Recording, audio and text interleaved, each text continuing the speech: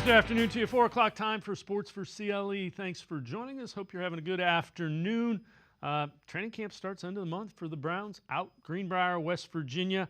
Along those lines, Greg Rosenthal, this is from the Mina Kime Show. This is Greg Rosenthal, what he believes is the Browns' X factor for 2024. Wills is similar to me, just that, look, some people had him as the top tackle in that draft, which had Andrew Thomas in it, which had Wirfs in it, which had Becton in it too. And he played pretty well as a rookie and just he's talked about it too. He's just like, I just haven't been as good since I was a rookie. And there's not like one thing you could put a finger on it, but it's a contract year for him, and it would just be massive for them to get improved play because of what you said with Watson too. With that, let's welcome in Casey Kinnamon from the Orange and Brown Report, as well as the All Eyes on Cleveland podcast and the Barking Browns podcast. Casey, so the thought was you need to protect Deshaun Watson and Jedrick Wills. The left tackle needs to be better. I can't argue with that. I don't think he's as bad as most Browns fans think that he is, but he does need to be better. Oh, absolutely. And he points out there, he's in a contract year. If he's not better this year, he will not be here any longer. And there's a chance he could have a decent season and still not be here, depending on what his asking price is at the end of the year. I think a lot of his problems are accentuated by the style of quarterback you have as well. He's a guy who quits early on plays. You have a quarterback who likes to keep plays alive. You mix those two things together, and all of a sudden you get a lot of clips on Twitter of Jedrick Wills looking around while the play's still going on. Yeah, the other thing, he hasn't been, last year his season ended because of injury. He's been beat up, and he just has not been able. Some guys can play through that and some can't. So far, he hadn't been able to. Yeah. Yeah, and when he came into the league, I think of the Iron Horses that were on the line with him, there was something that pushed him, that he had to be on the field even if he was hurt, and it led to poor play. You know, and like you said, some players can play through that and some can't. You know, I don't know if that needs to be the judgment. I want to judge him on his skills. I need him to be as healthy as possible, and I need him to show what he is, because he's still a mystery. And we're going into season number 5. It's time. It's now or never for Jedrick Wills. All right, so this is from Sports Illustrated. 12 teams that could win this year's Super Bowl. They go Chiefs 1, Bills 2, Jets 3, Ravens 4, Bengals 5, and the Browns, they say, at number 6. They also say Texans, 49ers, Rams, Lions, Packers, and Eagles. So the Browns 1 to 12, they say, could potentially win the Super Bowl. Rationale, if Deshaun Watson is finally able to recapture his old form, Cleveland will add that to a team with a dominant front seven, a very good, if aging, offensive line, and a formidable set of weathered, so they're saying getting older, skilled position players who can handle big moments. I can't necessarily argue with any of that. I don't think Deshaun Watson needs to regain his old form. I think he needs to stay healthy and play like he's capable of playing. And I think for the first time, they're going to play to his strengths. Yeah, that's one narrative I'm seeing is, all this need for Watson to be better, for them to be a playoff team, where I disagree. I think Watson could be the exact same player that he was in 5 games last year, and the Browns would make the playoffs with that level of Watson. But if they want to be a Super Bowl contender, he does need to improve. He needs to be more efficient. And I just think, when you look at this list of teams, I think it's fair. I think the Browns being 6 on this list, that is a fair place. And the Browns haven't gotten a fair shake in many of these lists that I've been seeing lately. And this list ultimately means nothing.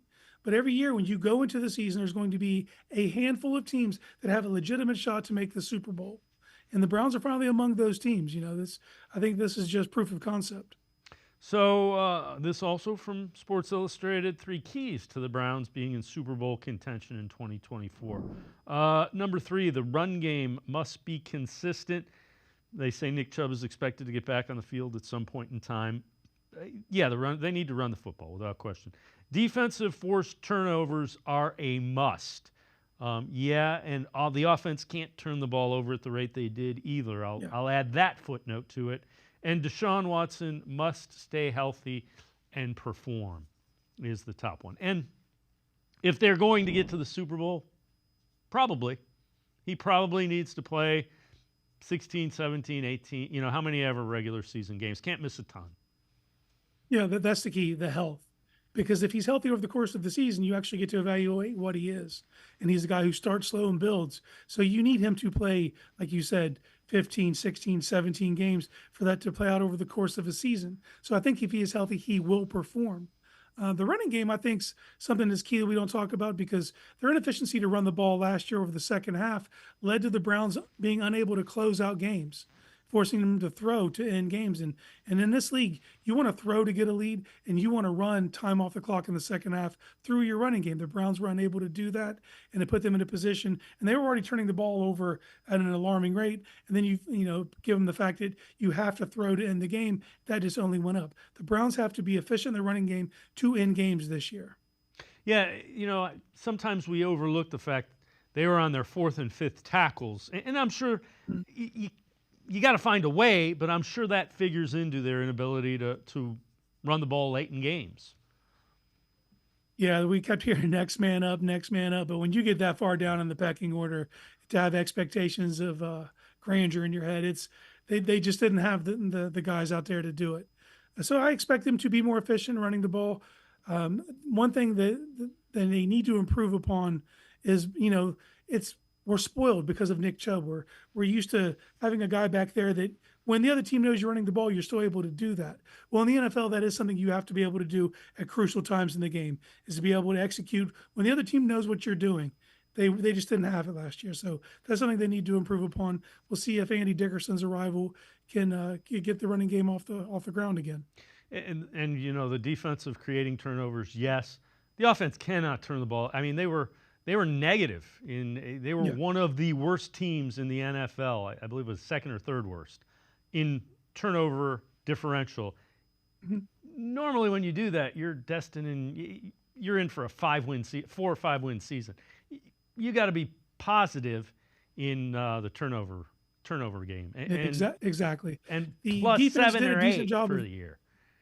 Oh, yeah, easy. The defense did a decent job of turning the ball over, but the offense was giving it away so frequently that you were just in the negative perpetually, and I do believe there is a level of this defense to unlock, and it is in the turnover game. It's in players like Njoku and players like Grant Delpit. You got a defensive end room who just flat out gets after quarterbacks, forces mistakes. It's up to this defense to capitalize. And there was a ton of instances last year where you were just that close to picking off a ball or picking up a fumble, taking it to the house. This defense needs to unlock that part of the game because they're stingy as can be between the 20s. Red zone defense and forcing more turnovers, giving your offense more opportunity. If they do those two things, I think you're going to wind up in a great spot. So this is from Pro Football Focus. One move every AFC team should make before training camp. And for the Browns, they say bring in more cornerback depth. Denzel Ward, Greg Newsome, Martin Emerson locked in as starters, but beyond them, there's concern. Cameron Mitchell showed some flashes. Justin Hardy was signed in free agency. More talent is needed. Experienced players like Xavier Howard and Odori Jackson are out there, as are cheaper options like Kelly Witherspoon. Well, they're not naming all of their depth. They also drafted Myles Garrett, who everybody thinks is the steal of the draft. How many cornerbacks do you want them to have? I mean, good Lord. They have 3 starting corners. Look across the league. Most teams don't have 2. Most teams have 1 starting corner and 1 masquerading as a starter. And their depth is atrocious. I don't see this being an area of need for the Browns. Could you get better in your depth? Possibly. Is it an area of concern for the team? Absolutely not. You have 3 high-level corners on the field at all times, and then if one gets hurt, you can just kind of move them around and bring guys into the nickel. You're in a very good spot in that cornerback room. I like Halasi a great deal. He can play on the outside. Cam Mitchell and Myles Garrett can both play on the interior. I don't see that being an area of concern whatsoever. If that's your area of concern, your roster is really, really, really strong. I'm with you. Case Kinnamon from the Orange and Brown Report, all eyes on Cleveland podcast. Now I'm going to step aside, take a quick time out. Other side of the break, we head to the voicemail of Truth and Reason. Sports4CLE will be right back. Stay with us. Can you believe this new $1,000 tax-free scratch-off? $18,000, $1,000 winners? Another winner? Good thing I brought my check writing pens. You know what else is winning? My carpal tunnel syndrome. Wouldn't it be great for these guys if they could cash their tickets in online? They can, with the Ohio Lottery app. What? That's great! Wait, what's an app? Attention shoppers, the Ohio Lottery's $1,000 tax-free $20 scratch-off is your best chance ever to win $1,000. And yes, you can cash it in online.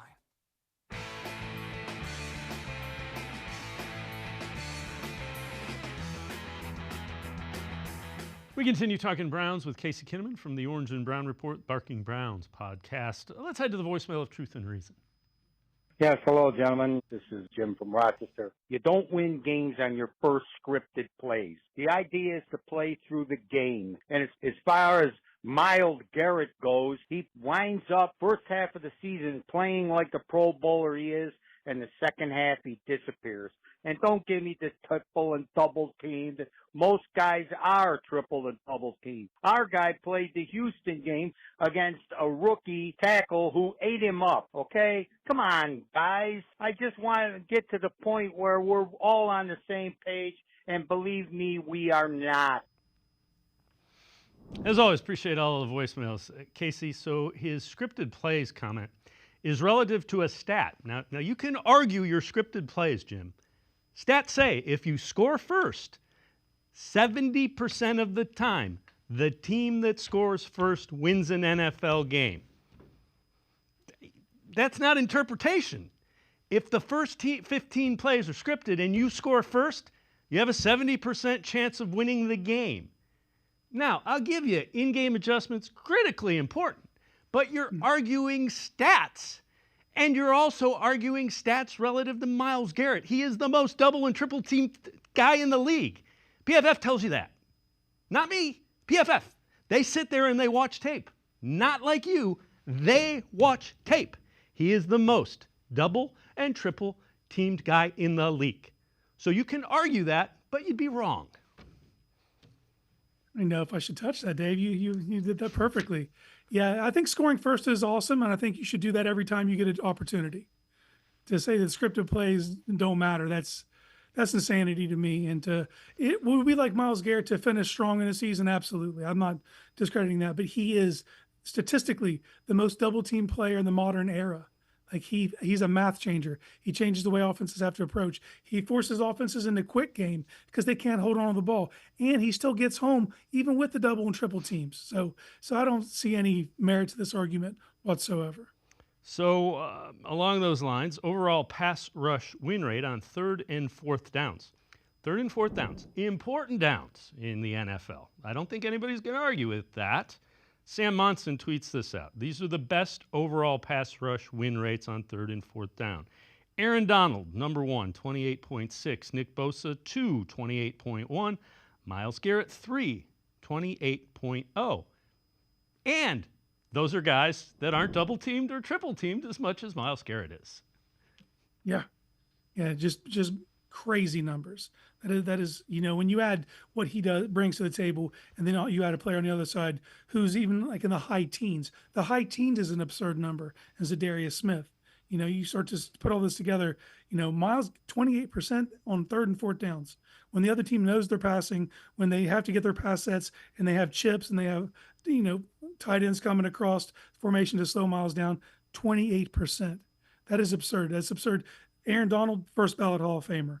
Leads that list by mere percentage points over Myles Garrett. So it just goes to show you how truly special Myles is. All right, so this is from CBS Sports, ranking the NFL's top 20 safeties for 2024. They go Antoine Winfield 1, Kyle Hamilton 2, Minkah Fitzpatrick 3. Middle of the pack, Malik Hooker is 14, Geno Stone, now of the Bengals, is 15, and Grant Delpit 16. Spent more time than ever last season dropping down in the slot, despite the fact that he missed a few games. Played fewer overall snaps. He remains strong in coverage on the back end. A new role in Jim Schwartz's defense allowed him to make an impact closer to the line of scrimmage as well. Basically, what they're saying in a polite way is Jim Schwartz is using him in a way that makes him more effective. Yeah, and I think that only increases this year. You get a healthy Juan Thornhill, it allows you the flexibility to move Grant Delpit all around and just be a player. Also, he's switching jersey numbers, so now quarterbacks have to find number 9 when they come to the line of scrimmage, whether he's rolling over the top, whether he's coming down in the box, whether he's in the slot. He's just so versatile. In 13 games last year, he had 80 tackles. 63 of those are solo. He had 7 tackles for loss as a safety. That is an absurd number. He is a weapon and a difference maker. The key for Grant Delpit is just staying healthy. If he can do that, I think you're talking Pro Bowls at minimum. Yeah, I would tend to agree with you. So this one is from CBSSports.com. Biggest need for every AFC team ahead of training camp. For the Browns, they say linebacker. Cleveland has a case for having the league's best roster. The Browns do not have any needs that would submarine the team's effort. JOK has all-pro potential, but the rest of that unit is up for grabs. Veterans Jordan Hicks and Devin Bush are competing with youngsters Nathaniel Watson, Tony Fields, and Muhammad Diabate. And I think Jordan Hicks is pretty good, and I keep seeing these things, and I think teams are sleeping. I think the guy has 5 straight years of 100-plus tackles. I think he's an upgrade over what they had.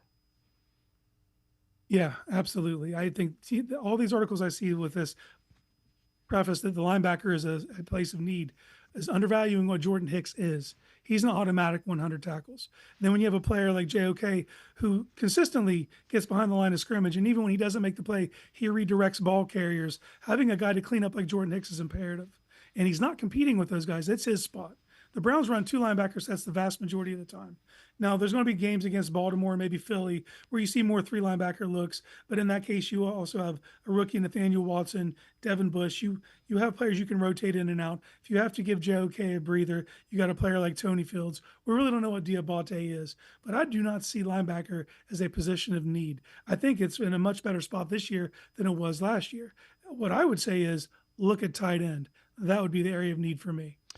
The other thing, to your point, we did something a couple weeks ago. The Browns played base, so 3 linebackers, 16% of the time. It was the lowest amount in the entire NFL. They're looking to get to 2 linebackers, and they can do that because of their safeties and their defensive. They may go 5 front, they may go 3 safeties. Depends on what Jim Schwartz decides he wants to do. Because Delpit's a pseudo linebacker. You can literally just put McLeod and Thornhill back there and walk Delpit up, and then boom, that's your 3rd linebacker. So the Browns are flexible in that regard, and I would expect that to even go down again this year. The other thing that I think you're kind of underestimating Jeremiah Owusu-Koramoah as well. Don't forget how well he played the second half of the year, and I think it's going to only get better because I think he finally has a guy who's like, just go find the ball and make it mayhem. Yeah, and he has the best movement skills of any linebacker in the league. He does lack some size, but the way he plays the game, he's the perfect size for his style. And I just look at what he was able to accomplish last year with a competent defensive tackle room in front of him. That is a big piece that people keep looking over. He finally has freedom of movement without having guards pushed in his lap and guards collapsing down on him. So for him, it's all about being able to see the ball trigger, get downhill. With his movement skills, that is a natural thing for him to do.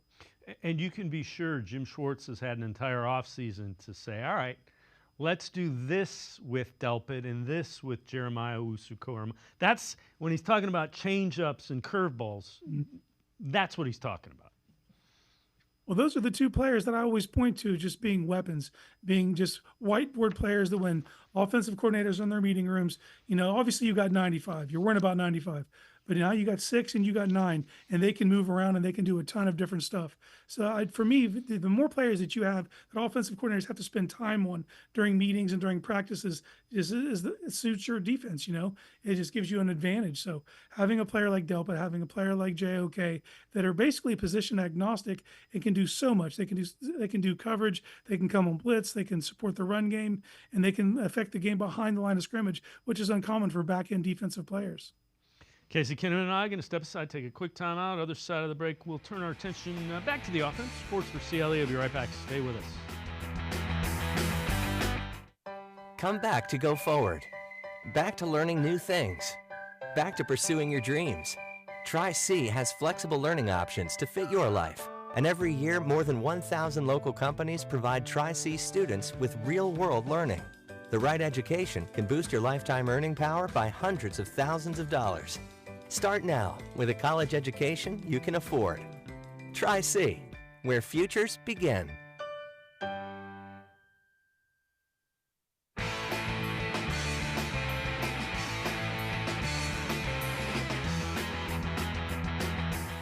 We continue talking Browns with Casey Kinnamon from the Orange and Brown Report, as well as the All Eyes on Cleveland podcast.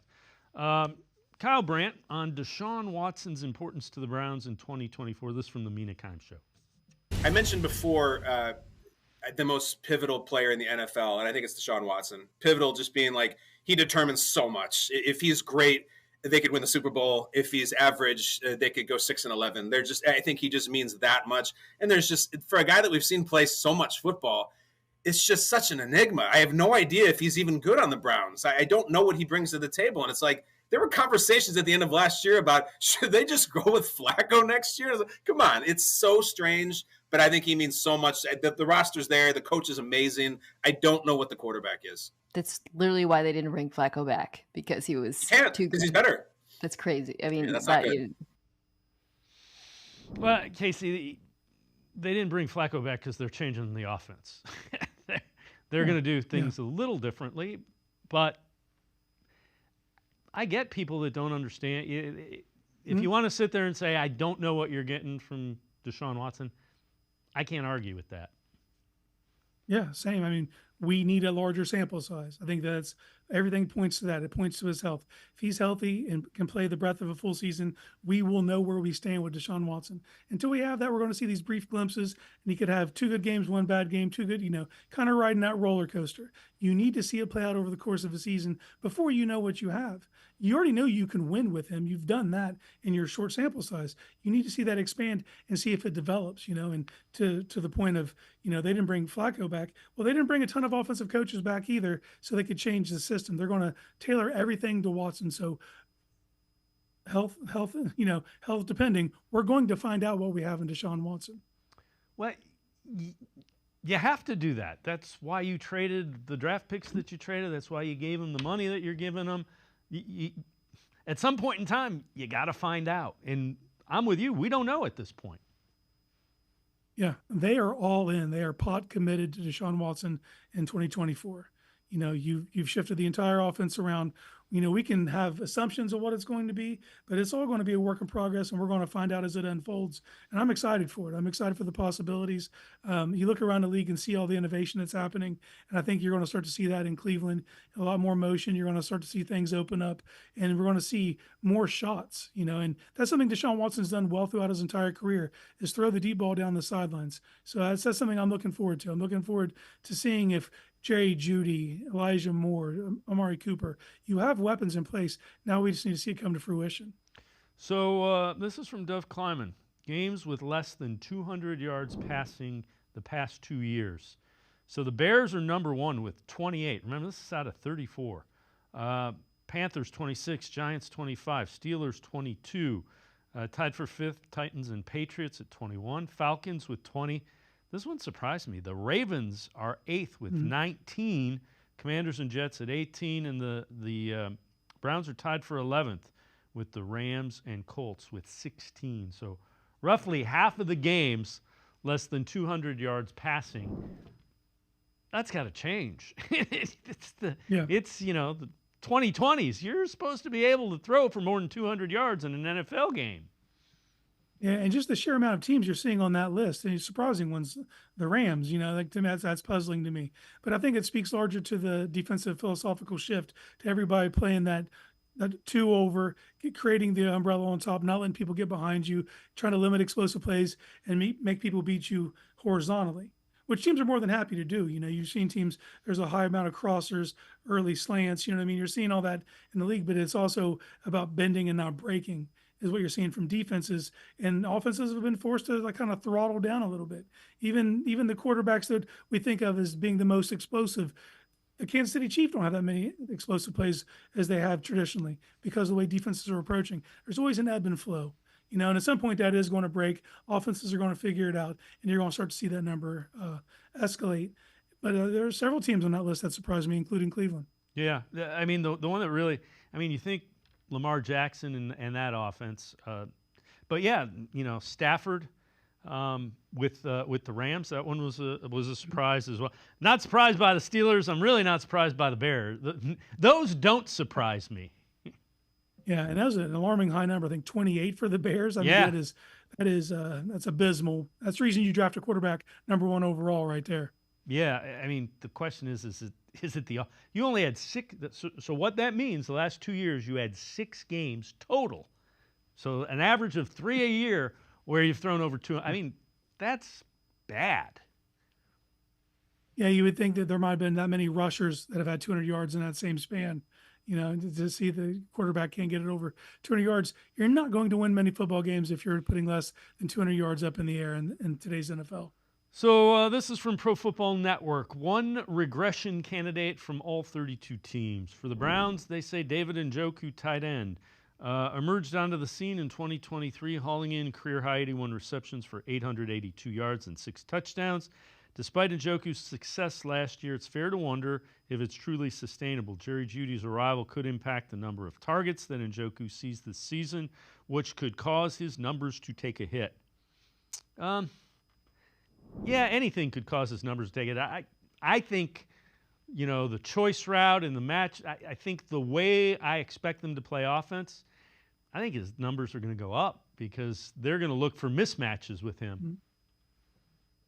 Yeah, this is a narrative that I keep seeing on repeat from people that David Njoku is a candidate for regression.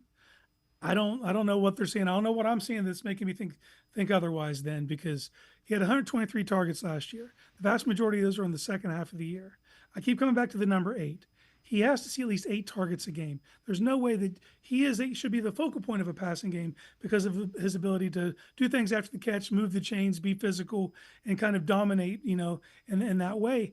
And if you give him the ball 8 times a game, that's 136 targets over the course of a season. He gets that, he tops 1,000 yards. He's going to get you 6 to 8 touchdowns and about 40 first downs. I'm just looking at a player going into his 8th year in the league who is just now reaching his physical prime. For me, it's only up from here. I have him as a regression candidate in no way.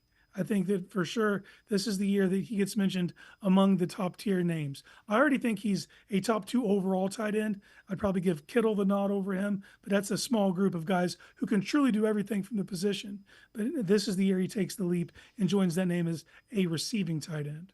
Well, and think of his yards after the catch. I mean, this offense is going to be looking to, choice routes. You're looking for easy yards. That's, that the best way to think of that is, oh, I know what you're going to do. The defender doesn't know what you're going to do. We can get 5 easy yards. That's basically the mindset behind choice routes. Mm-hmm. And you're going to do that with a guy who is too fast for a linebacker, too big for a safety. He was already your easiest target to get easy yards with. So you add in the choice route element, you can feast. If you find matchups, you can just feast. And like you said, good luck for a linebacker, and if you want to try to bring a safety down, they're going to be too small. And all this is not even touching on the fact is I solidly believe there's another level to his game to unlock in the red zone. He was a national high jump champion in high school. And that's just something that we really haven't seen. If they're going to throw a fade route in the end zone, I would rather it be to 85. So that is one element we need to see. We already know what he can do between the 20s because he can drag defenders across the chains at will. So this is the year for David Njoku to join the elite tight ends in the NFL. I know you wrote an article. Should wide receiver coach Chad O'Shea be on the hot seat in 2024? Yeah, and I want to preface this. I'm not calling for anyone's job, but I think there needs to be an honest discussion about this organization's that they have a blind spot for drafting and developing wide receiving talent. And if you look at just at the league as a whole, the contracts are escalating. They're going up and up at that position. And you look at the stalemate you're in with Amari Cooper. What's it over? Years. Well, why don't we feel comfortable with him not being here next year? It's because you haven't had another wide receiver develop and show to be a viable threat. And then since 2020, the Browns have drafted 6 wide receivers. Only one of those has shown any linear year-over-year progression, and that was Donovan Peoples-Jones, who we all know hit a progression roadblock and was dealt to get an asset and make room for Tillman on the field. Now, people like to point to Anthony Schwartz as as a knock on O'Shea. I don't do that. I just think that was a bad fit from the jump. I get why you did it. You drafted a player with elite speed, but there's certain things you can't coach. You can't coach a player's natural ability to track a football or their durability. So I don't put that on O'Shea. And besides, Schwartz was picked up by Miami. He hasn't got off their practice squad. There's a reason for that. He's a developmental player. The Browns took too big of a swing on him. But if you look at the 4 players you have right now, the 4 young talents, Cedric Tillman, David Bell, Michael Woods, and Jamari Thrash. One of those players has to identify themselves as a legitimate threat in this offense. You need to have progression, you need to have development. There hasn't been that. I think Tillman is certainly the leader in the clubhouse. He has size and physicality, and the rest of the room doesn't have that. But that was never my concern with Tillman. My concern is all between the ears. He's a physical specimen, but I just think that could get worse for him if he's not taken care of earlier this season because of the level of choice routes. That'll just expose his inability to be on the same page as a quarterback. So he needs to take the steps mentally. David Bell probably has the lowest ceiling, but the highest floor. And I think choice routes could suit him. But even if it just being where he's supposed to be, moving the chains, I think he can carve out a role for himself. But I think even if he does those things, you don't walk away from the season considering him a weapon. Michael Woods is facing an uphill battle, coming off a ruptured Achilles, a suspension. He's going to have a stellar camp to even carve out a role for himself to prove he's worthy of it. Jamari Thrash is the X factor. We only have college tape. We know he was a separator and a vertical threat. If he can get off to a fast start and prove to be that, I think you'd feel good about his prospects and a weapon you could use in his passing game. But if 2024 comes and goes and one of these 4 receivers don't announce their presence as a legitimate threat in this offense, what's more likely, that the Browns draft a 7th receiver to give to O'Shea to develop, or they get a new voice for the room? That's a fair question. In defense of Chad O'Shea, and not that I need to defend him, they haven't spent higher than a 3rd-round pick on him. And is it a factor of the offense? When you think about it, and I'm trying to remember guys in Minnesota that developed. Stephon Diggs wanted out. I don't really, during Kevin Stefanski's tenure there, was there somebody that really kind of developed and jumped through? Well, he was only really the OC for one full year. And they were rich with talent, but I think that also points out another factor is this could be a drafting issue just as much as a developmental issue. But when you consistently pick players, like you said, the highest swing they've had is 74th overall, 3rd-round pick. They've had 3 3rd-round receivers, 3 6th-round receivers, and a 5th-round receiver. Well, when a GM is consistently drafting players in those mid to late rounds, you are banking on your coach to be able to coach these guys up to bring the best out of them. And we just haven't seen the type of development that we need to see to feel confident that we have a burgeoning weapon in the wide receiver room. We feel good about their potential, but the word potential means you just haven't done it yet. We need to see that in 2024. Without question. Case Kinnamon from the Orange and Brown Report. Now I'm going to step aside, take a quick time out. Other side of the break, we'll head back to the voicemail of Truth and Reason. Sports4CLE, we'll be right back. Stay with us. The Ohio Lottery Partners in Education program is dedicated to recognizing exceptional students, teachers, and schools throughout Ohio. Scan the QR code on screen to nominate students and teachers as Academic All-Stars and Teachers of the Month. They must be currently enrolled or teach in grades K through 12. Is your K through 12 school developing students' literacy skills to achieve success in reading? If so, you can nominate your school for the School of the Year. Students can win $100, teachers can win $500, and schools can win $2,500. Scan the QR code, fill out the forms, and nominate deserving students, teachers, and schools today. The Ohio Lottery Partners in Education program takes pride in honoring exceptional students, teachers, and schools across Ohio. Submit your nomination today. It's fun, fast, and free.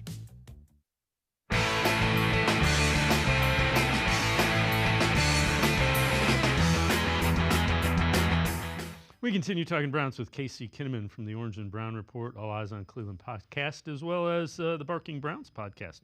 Let's head back to the voicemail of Truth and Reason.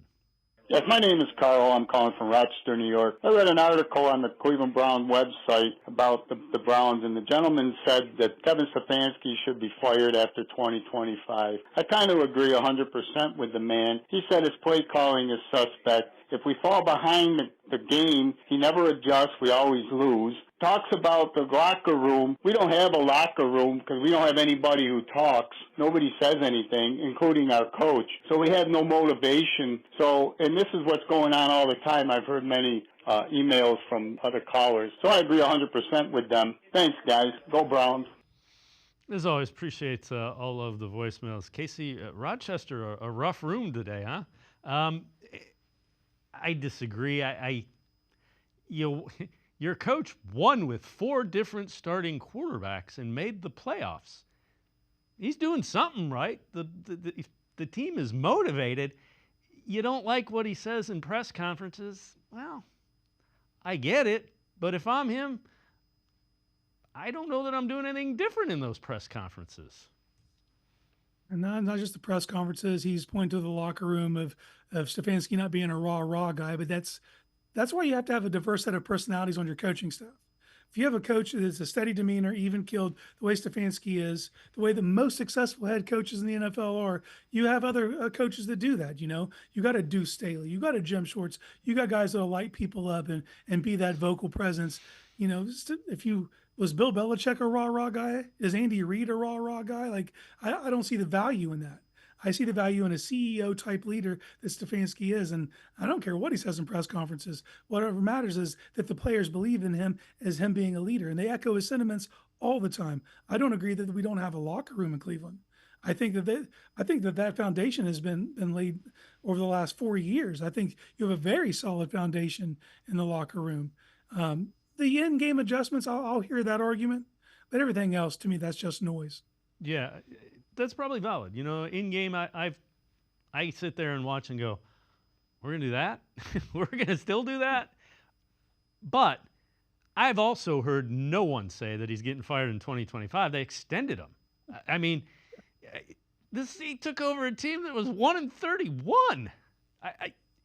Now they've won 11 games twice. They had a down year when they dealt with the Watson suspension. Having said that, now it's time to be a perennial playoff team. Mm-hmm. Yeah, that's all it comes down to me is stacking back-to-back seasons of double-digit wins, going to the playoffs, making a deep playoff run. Because the 11 wins last year won't matter if you only win 7 games next year. So it's about stacking that consistently, and then all of a sudden the perception will change on the outside. But on the inside, the players all believe in Stefanski as the leader. Like, to me, it's nonsense to suggest otherwise. All right. This is kind of interesting as well. It's the combined records of each NFL division. So it further illustrates that the AFC North is the best division in football. So you see they're 116, 86-1, 574 win percentage. Second place is the NFC East at 108, 94-2. So they're 6 games better than that. And then you go NFC West, AFC. It just further illustrates how good the AFC North is. And, the takeaway from that is you got to play those teams 6 times every single year. Yeah, and we've been saying it ad nauseum for the past 2 years. When you pull it apart and look at the AFC North, what is it that elevates it above the other divisions in the league? It's the best collection of coaches, best collection of quarterbacks, and best collection of defensive pass rushers.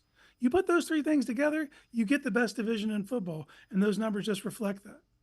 All right, before I let you go, this is from the Bleacher Report, predicting teams that will finish last in each NFL division. AFC North, they say the Browns are finishing last. They have the Bengals at 11-6, the Ravens 10-7, the Steelers 9-8, and the Browns 8-9. Though the Browns made the playoffs last year, how can any objective pundit confidently pick them to make back-to-back postseasons with a quarterback who has struggled on the field and with injuries? I think the Browns quarterback situation with Jameis Winston's better than the Steelers, but I digress.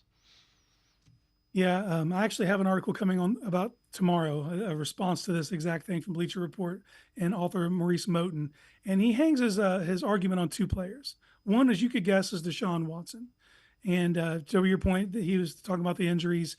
Well, you're insulated. The Browns are worried about that as well. That's why they go get Jameis Winston. And he wants to point out the fact that he's only had 59% completion percentage to 14 touchdowns and 9 interceptions over 12 games. But what he leaves out of that argument, and we're talking about winning here, is the Browns are 8-4 over those games. They've proven they can win with him. They would have been a playoff team with Deshaun Watson last year playing at that level. So to me, that doesn't hold weight. His other player that he hangs it on is Nick Chubb, which to me is a valid argument. We don't know what version of Nick Chubb we're going to get, when we're going to get it, or how the Browns are going to handle his workload. That is an enigma. But the Browns won without running the football last year, so it's hard for me to believe that, those two players, if the season hinges on them, well, if that's the case, what they did last year was inexplicable because they didn't have Watson for 11 games and Chubb for 15. They still were able to win 11 games. And moreover, they had 28% of their salary cap on IR, including starters like Grant Delpit and Jack Conklin, Jedrick Wills, and they were still able to reach the playoffs. And if you're looking at, making a projection, you basically need to see which teams are ascending and which teams are descending. If you look at the Browns roster objectively, the amount of talent, the age of the nucleus of the team, the foundation that's been built, and you see anything other than an ascending team, I think you're lying to yourself. Well, the other thing is Joe Burrow has missed 2 of his seasons in the NFL with season-ending injuries. Lamar Jackson was healthy last year. The previous 2, he missed the final 4 games, including a playoff game. So here's the thing, guys. Quarterback in the NFL, they get injured. That is a hazard of playing the position. Yeah, and Joe Burrow got injured last year, and they had decent play from their backup quarterback, and they didn't make the playoffs. They still finished dead last. So at some point you have to recognize the overall level of talent and the fact that water finds its level.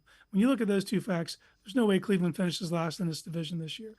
Casey Kinnamon, as always, great stuff. Appreciate the time and the insight. Thanks very much, Casey.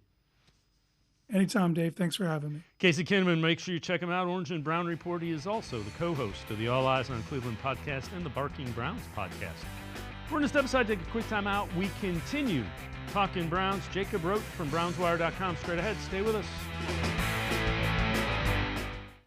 Come back to go forward. Back to learning new things. Back to pursuing your dreams. Tri-C has flexible learning options to fit your life. And every year, more than 1,000 local companies provide Tri-C students with real-world learning. The right education can boost your lifetime earning power by hundreds of thousands of dollars. Start now with a college education you can afford. Tri-C, where futures begin. Can you believe this new $1,000 tax-free scratch-off? $18,000, $1,000 winners? Another winner? Good thing I brought my check-writing pens. You know what else is winning? My carpal tunnel syndrome. Wouldn't it be great for these guys if they could cash their tickets in online? They can, with the Ohio Lottery app. What? That's great! Wait, what's an app? Attention shoppers, the Ohio Lottery's $1,000 tax-free $20 scratch-off is your best chance ever to win $1,000. And yes, you can cash it in online. I am powerful beyond my wildest imagination. I will define my future. I will keep challenging myself to improve. Because I am a future leader of this great nation. I will be responsible for raising a beautiful family. And educating not only my generation, but many more to come. I will make a difference in my community. And I will stand up for what I believe in. I will not settle for simply chasing my dreams. I will achieve them. Because I was given a chance. An opportunity. A home. At Family, Career, and Community Leaders of America. The ultimate leadership experience. FCCLA has been one of the greatest experiences of my life. It's made me who I am today. Join us. We'll build a new future together.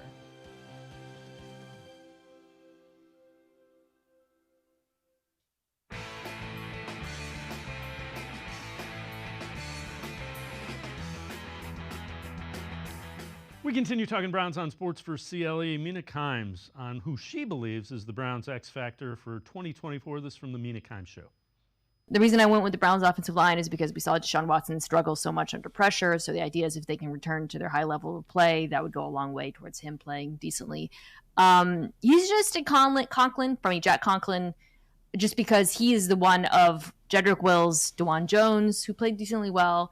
But Jack Conklin, when he's healthy, has been an absolute superstar at times. So if he could come back and be a superstar, is the thinking, this offensive line could look kind of like what we expect them to be. And it's a serious injury, so there's a little more. You don't know what you're going to get the second time he's going through that big of a recovery. He's older now. I almost have been a little surprised how well this contract worked out for the Browns. I think they gave him another one, too. I think he's on his third veteran contract because the Titans were a little anxious because of his injury history back when Cleveland originally signed him, and it's worked out. Let's welcome in Jacob Roach from BrownsWire.com and the Barking Browns podcast. Jacob, offense is going to be a little different, but yeah, the line, I'd be lying if I said I wasn't concerned about it. Yeah, I think that, we got a couple of weeks, training camp's going to start. We might finally get some answers with that because of the top tackles, man, like the only one that's been on the field for actual team drills is DeJuan Jones. So if you're kind of concerned about where, Jack Conklin makes that post on Instagram, and that's great, but we haven't seen him on the field yet. So yeah, it sounds like we're going to get to see him when training camp comes and we maybe get some answers on that side, and really kind of been quiet on the Jed Wills front. And I think that's kind of interesting, but again, probably doesn't mean anything until training camp and he starts missing it. But you don't want to be in the position you were in last year, signing free agents off the street to start games at left tackle and that sort of thing. So I think I'm with them on that kind of thinking that, like, yeah, I mean, Jack is a two-time All-Pro. He was an All-Pro as a rookie when he was transitioning from left tackle to right tackle. They sign him and bring him to Cleveland. He's an All-Pro right away. So as much as I think that it would be best for him to maybe be the third tackle because I don't want to stunt the growth of DeJuan Jones, I can see why you would want him back, that stalwart back that guy that's just turning 30 to play at right tackle, just because, the proof's in the pudding, and Conklin, when healthy, is very good. So this one's from your mailbag. Curious as to what you think. When do you will Nick Chubb play week 1? And if not, when do you expect to see him? I, as of right now, am the most optimistic that I have been this whole offseason, just because things continue to come out. We've seen those. I think the stability drill video that we got to see a couple of weeks ago, makes a really big difference for me. Just seeing him on that injured knee, making some of them cuts and putting all of his weight on one side, and he seemed to be reacting to that all right and working out with the rookie undrafted free agent Aiden Robbins at the same time. I am at the point now that I believe he plays week 1, but I believe it's like 5 to 10 touches. I think we could see him and you could ease him back out there. I know Casey Kinnamon and I have had this conversation many times where, yes, he may be ready, but you don't want to risk him kind of being worn down come December because you rushed him back too soon. But it could help that if week 1 or week 2, he goes out there and gets 5 or 10 touches. But for me, when I think he's back and will get a full workload, I think we're talking about the end of September, probably week 3, week 4, going into October. I think that he would probably be full go at that time. The other thing is, and I'll credit Jack Duffin for kind of looking at the contract, the way it's laid out. The sooner he plays, the more of his incentives he's likely to hit. So there's a financial reason Nick Chubb wants to get back on the field. I mean, and again, I'm not saying that's the main thing that's driving him. There's money on the table for him to get out and play earlier in the year. Another one from your mailbag. Do you think they get something done with Amari Cooper? I can't fathom a situation where they don't. Just personally, I think that the team has shown a willingness to get things done for key pieces and understanding what they've got. I know that they paid Jerry Jeudy, but you still need to see some of that. You paid him kind of to come in and be that number 2, kind of that 1B. And Amari Cooper is just, I haven't seen any reason to think that Amari Cooper is on the decline yet. Career high in yardage last year, career high in yards per reception, over 17 yards per catch last year, after a career high in touchdowns the previous year.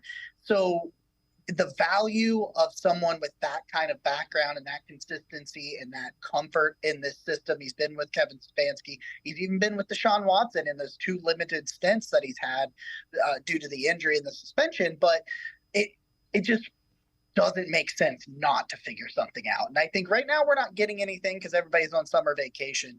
But if I was putting money on this, I think it gets done before they leave for the Greenbrier. I would be surprised if it doesn't, because this front office, I think they value Amari Cooper, and they have found a way to come to an agreement. I can't think of anybody in the Andrew Berry regime that they haven't figured out a way to make a contract work when they've wanted to keep someone. Yeah, the only thing you could possibly talk about is Baker Mayfield, but it was clear both sides wanted to move on in that situation. I mean, you even look at David Njoku, who actually wanted out at the very beginning, and instead they asked him to put his head down and work, and that's what he did, and they rewarded him for it. So you show up and you do your job, you put your head down and you do what you're asked, and the Browns will reward you, and I don't think that's going to change with Cooper. All right, so this one I think is a layup. I'll see what you say. Who is your Alex Wright of 2024? So someone to make a big jump in year 2.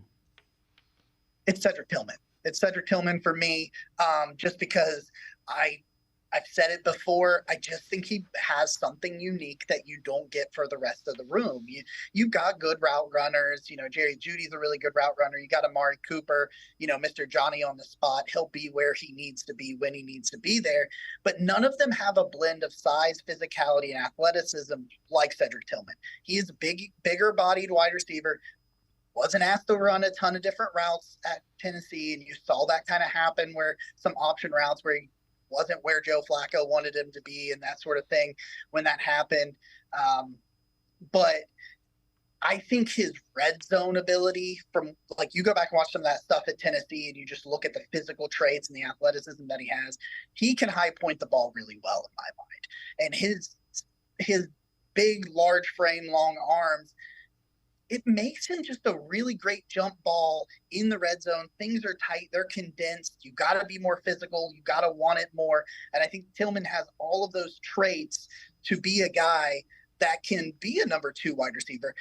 And he's going to be asked to be the number 4, more likely than not. So there's not a lot of pressure on him.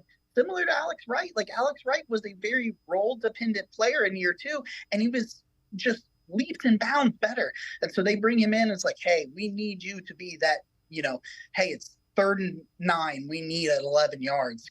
Go up, be physical, be kind of a possession wide receiver. And if you underestimate Cedric Tillman's long speed, you will pay. Jacob Roach from BrownsWire.com and the Barking Browns podcast. And now I'm going to step aside, take one more time out, talk a little bit about the possession with the least amount of depth, as well as who could be some surprise cuts. Sports4CLE. I'll be right back. Stay with us. Can you believe this new $1,000 tax-free scratch-off? $18,000, $1,000 winners? Another winner? Good thing I brought my check writing pens. You know what else is winning? My carpal tunnel syndrome. Wouldn't it be great for these guys if they could cash their tickets in online? They can, with the Ohio Lottery app. What? That's great! Wait, what's an app? Attention shoppers, the Ohio Lottery's $1,000 tax-free $20 scratch-off is your best chance ever to win $1,000. And yes, you can cash it in online.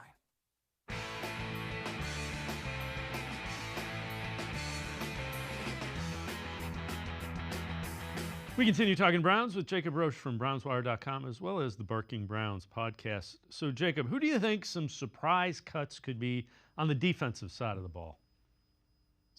I think one of Siaki Ika or Maurice Hurst gets cut. I've done this exercise multiple times, kind of working on some 53-man rosters. I put out a prediction a couple of weeks ago. I'll put out another one once training camp gets up and going. And I cannot find a way to keep both of them. It's no secret, not high on Siaki Ika. That just wasn't the guy that I wanted him to target in that class. And Maurice Hurst has so much talent in the pass rush game to really mirror and just add even more pass rush to a very stacked defensive line, especially when it comes to pass rush. But the problem is they don't, behind Shelby Harris and Dalvin Tomlinson, there's not a great run stuffing defensive tackle on this roster unless you want to keep Siaka Ika for that reason. But the problem is then you lose Maurice Hurst's pass rush upside. I don't know which one it's going to be, but I think one of them gets left off. And then a kind of a shocking surprise twist that I think you could see is someone like DeAnthony Bell might get cut. And I like DeAnthony Bell a ton. I like Ronnie Hickman, but they've got 6 corners that I think they're going to keep when you count Miles Harden.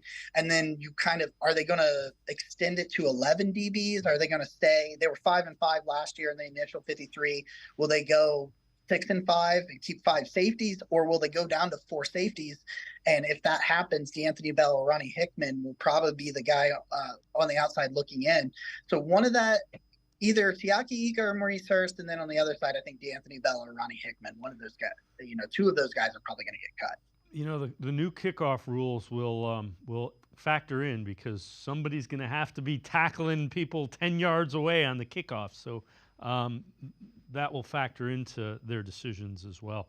What position groups do you think have the least depth on the team? I think you have to start at tight end. I think first and foremost, if you're looking on the offensive side of the ball, you've got to talk about tight end.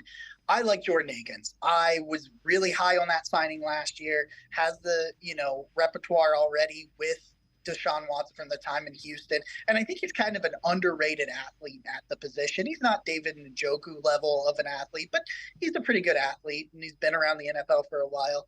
And then last year, it was just not good. I still think that Jordan Akins can be a lot better than he was last year. And, there was a lot of bumps in the road for the quarterback in the passing offense for the Browns last year. And maybe some of that is why Jordan Akins looked the way he did and the numbers weren't there.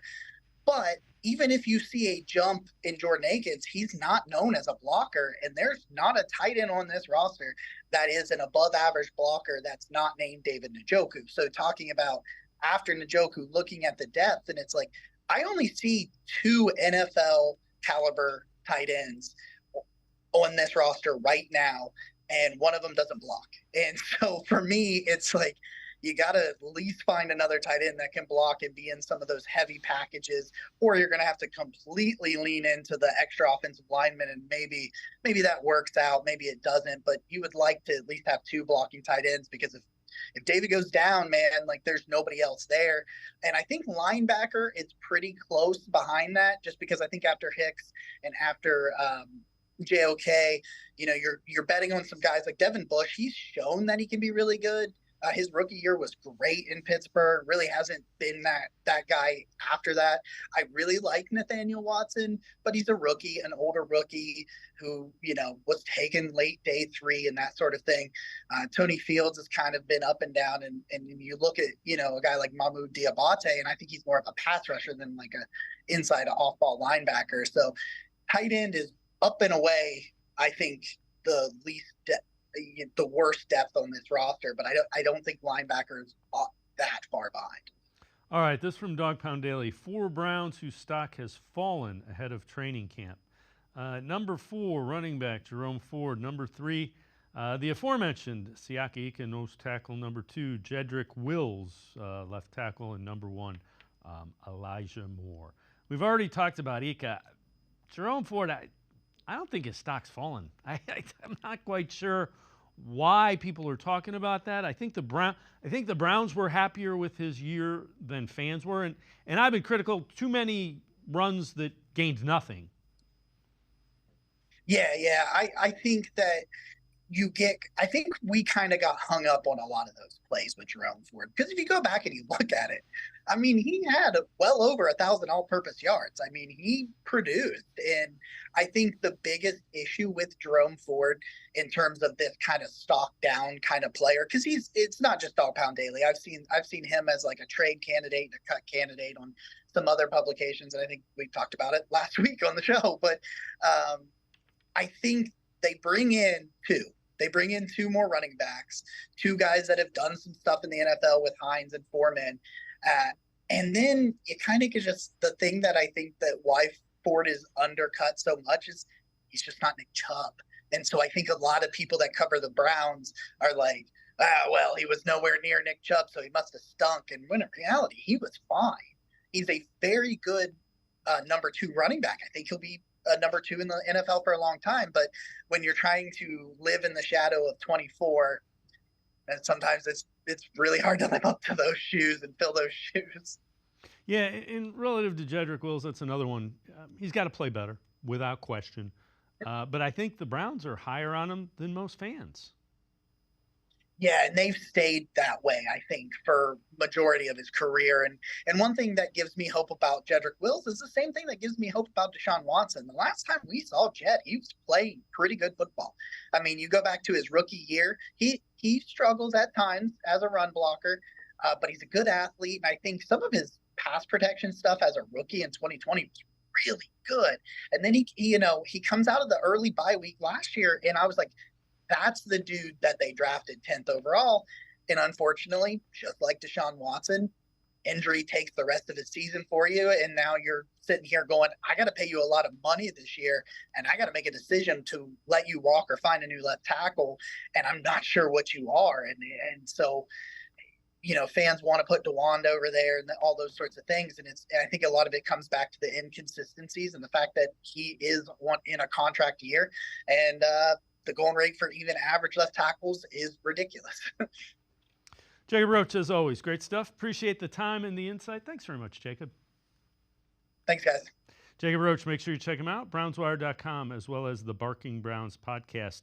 Some Guardians news before we leave you. Jose Ramirez has agreed to participate in his second home run derby. Last participated in 2022, has 23 home runs this year. That will be Monday night at the All-Star game in Texas. Jose Ramirez will be part of the home run derby. That's going to do it for this edition of Sports for CLE. We will see you back here tomorrow at 4 o'clock. Have a great night, everybody. See you tomorrow at 4 on Sports for CLE.